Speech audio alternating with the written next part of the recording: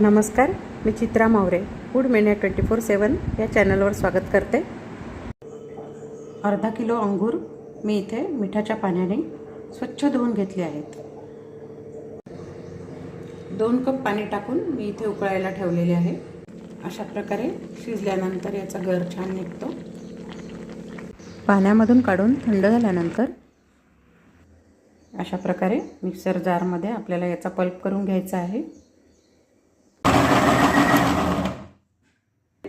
Pulp गाळणीने गाळून घ्यावा। हा उरलेला गर फेकून न देता याची आपण चटणी करू शकतो, लसूण जिरे टाकून। हा पूर्ण पल्प 1 वाटी झाला आहे, तर आपण याला 1 वाटी साखर घेऊया। अंगूर जास्त आंबट असेल तर 1 वाटी साखर आपल्याला लागेलच। 1 वाटी साखर मी इथे टाकली आहे।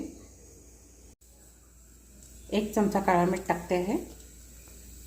आता या गराला आपल्याला शिजवून घ्यायचं आहे। यामध्ये टाकायचं आहे आपल्याला 2 चमचे लिंबूचा रस।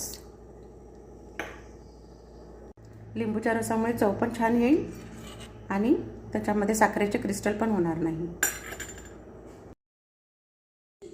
अर्धा किलो अंगूरचा एवढा पल्प झालेला आहे।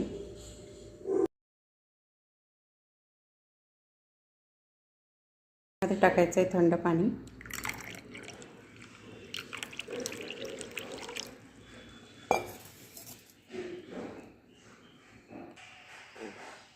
जीरा पावडर,